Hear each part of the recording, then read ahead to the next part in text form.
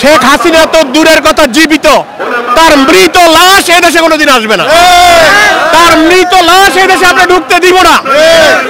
আর যদি তার সাহস থাকে, সে বলছে আমি পালিয়ে যাই না, সে যে পালিয়ে যায়, সে যে মিথ্যাবাদী, সে যে এদেশের ইতিহাসে সর্বজঘন্য মিথ্যাবাদী, সেটা সে নিজেই প্রমাণ করেছে।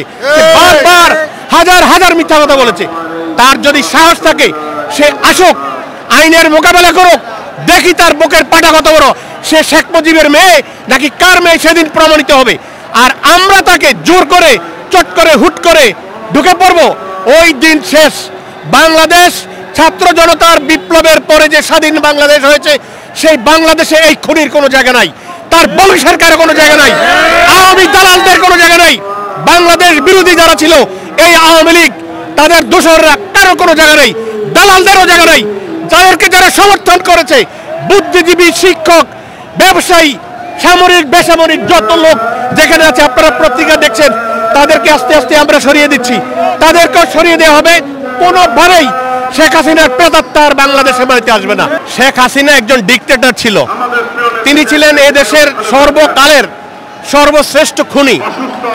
সে ছিল ফ্যাসিবাদের জননী। তাকে এদেশের ছাত্র জনতা একটি বিপ্লবের মাধ্যমে এদেশ থেকে বিতাড়িত করেছে। সে পালিয়ে গেছে, সে একজন পলাতক আসামি। তার বিরুদ্ধে 120টার মতো মামলা হয়েছে, সবগুলি খুনের মামলা।